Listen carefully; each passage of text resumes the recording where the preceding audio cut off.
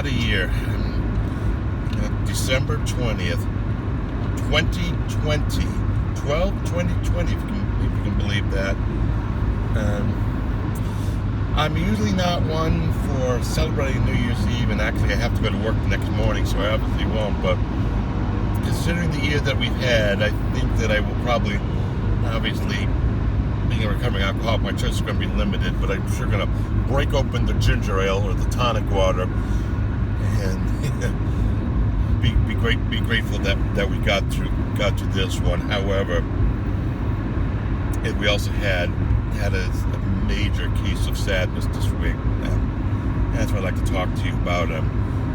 Brother Mark, Turner Syndrome, butterflies in life. First off, I just want to apologize just for the road surface, and I'm going to try to speak loudly because I know some people might have trouble trying to hear me.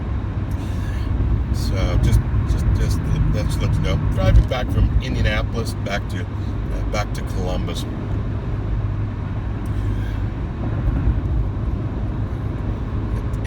I know last week we lost a butterfly. And I really wanted to start, just parenthetically wanted to kind of share a little story, and then I'll share my thoughts and feelings. And obviously, that said, there's dangers to cigarette smoking. I mean, the Surgeon General is right on that one. The health profession. I mean, it's not a good idea. But it's funny is this week I've had an old cigarette commercial jingle going through at the end of either 1970 or 71. They outlawed TV advertising, and there was an advertising slogan for Salem cigarettes that went, "You can take Salem out of the country, but you can't take the country out of Salem." It really kind of a catchy ad, and you know, even though there may be some naysayers, I still feel just a really heartfelt connection to the Turner Syndrome community. So I guess, with all apologies to the manufacturers of filter, flavor, flip-top box, you can take Mark out of the Turner Syndrome community, but you just can't take the Turner Syndrome community out of Mark. And I always will, and have a love and compassion for the Turner Syndrome sisters, and even the ones that in adversarial relationships. I still, the trauma bond notwithstanding, I still love the butterflies for the world, and I always will. When we lose a sister like we did last week, it's still just it hits me like a ton of bricks.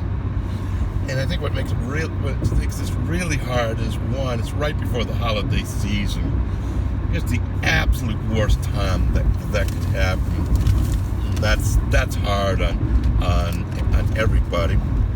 And then it's also the fact that it was another case of aortic dissection and heart issues, from my understanding. But then the final crowning blow that really put salt in an open wound was that there was also a result of COVID-19. And that, just the three of those, just kind of hit me as a triple whammy. And it's also, and I know it's hit other butterflies hard. We're all trying to sort it out again, trying to make sense of it. I knew that when I became part of the Turner Syndrome community, I knew this was part of the package deal, and I knew the drama was part of the package deal too. And and that's that's okay. But I knew that sometimes that the condition will sometimes take out the brightest and the best and the sweetest, and there's just and the bravest and strongest, and I know there's times I just say why, and I know that when I hear people are angry and we gotta do something and there's the venting, I get it.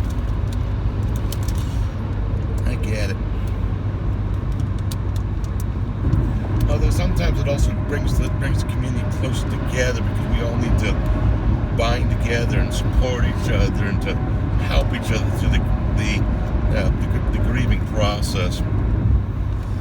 And it's kind of uncanny when the news first came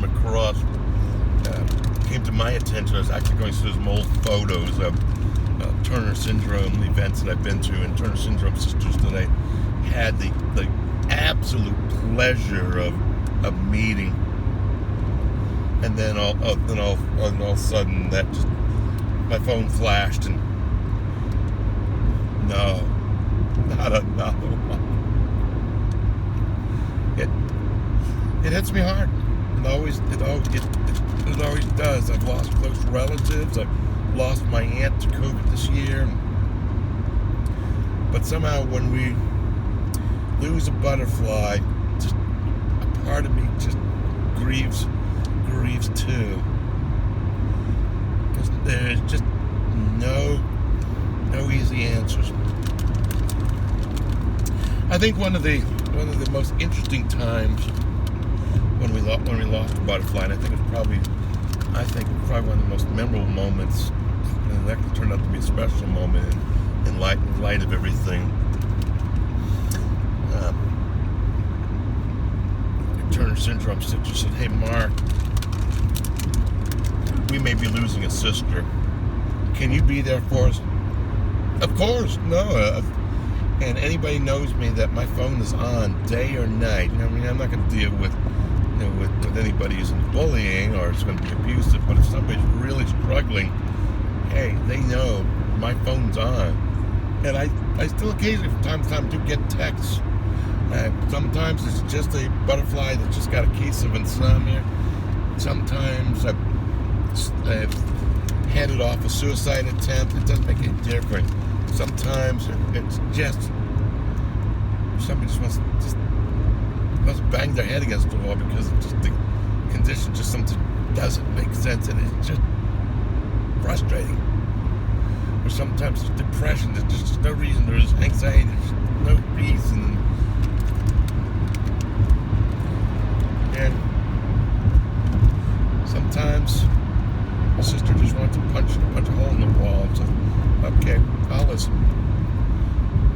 That's all I do, is I listen. But getting back though, a couple years ago, we lost a sister, almost 2 years to the date. And it was really, God was in the midst of this one. I firmly believe with all my heart. Others may not agree, and that's okay. But I knew it was on a Sunday night that I got a text message from a good sister. Said, "Mark, we're going to lose a sister. Can you just be there?" Of course I will. And sure enough, that Monday morning we got the news that a butterfly had earned her wings. It was a long, hard-fought battle.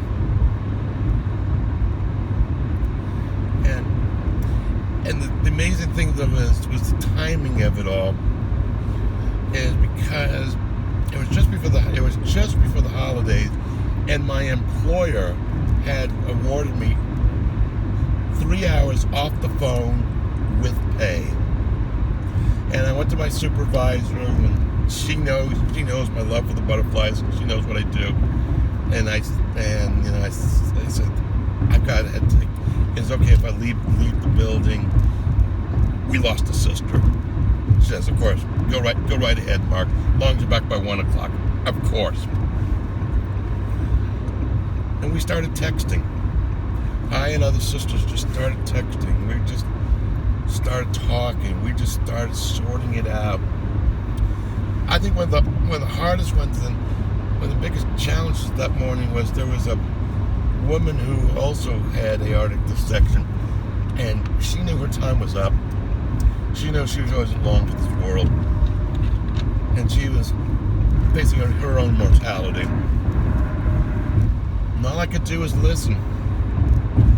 I mean, there's nothing I could say. And all I could do was just listen and relate.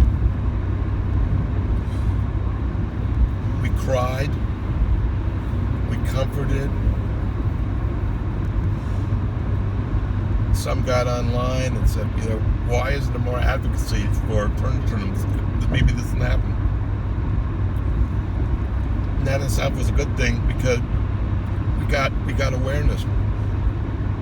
We got awareness out of it. Just a little more awareness of the Turner syndrome. Just a little more. It was in all though, it was a tremendous time of support and fellowship. Sadly, and this is where all the drama started, is one TS mom had a resentment against it. And then my wife was, viciously attacked. Not very becoming Christian character, not very, very good Christian witness, because this was an evangelical. And if you have a dispute with somebody, you go to them and them alone. Or if that doesn't work, you get other witnesses, or you get the church involved. She didn't do that. She and the butterfly and her mom went off a campaign of slander and lying. And everybody's gotten hurt. And I think that's salt in the wound. Yeah, you can take Salem out of the country, but you can't take the country out of Salem. You can take Mark out of the Turner syndrome community, but you can't take the Turner. You can take the Turner syndrome community out of, but you can't take the Turner syndrome community out of Mark.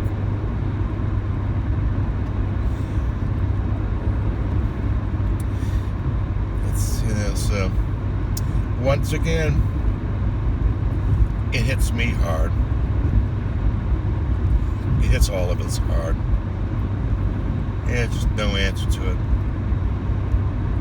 I'm going to grieve and I'll cry and pray and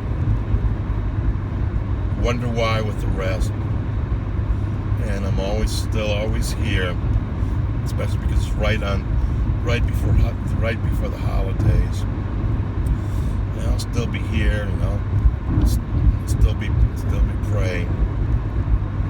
And I know the phone's going to ring. We'll get text. I think Amy Jo Talark said it this way, where I generally come into the scheme of things. Turner syndrome is a condition that's very misunderstood. There's lots of stereotypes. There's lots of stigmas. There's lots of bullying. And there's been lots of areas in my life where I've been the victims of stigma, stereotype, and bullying.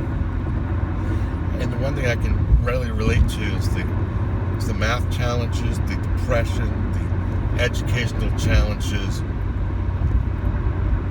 I can relate to the drama.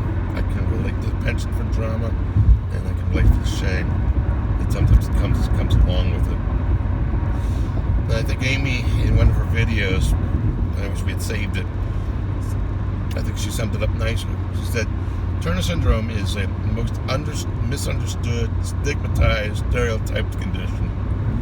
And if there's somebody there on the outside can understand and make things just a little easy, why not? So, I'm very sorry to hear that we lost a sister this week. It hits me hard. It always does. But I also know, though, that the community will band together, they'll talk, they'll support, they'll pray, and then I'm always here. As always, take what you like, leave the rest, and I'll talk to you next time.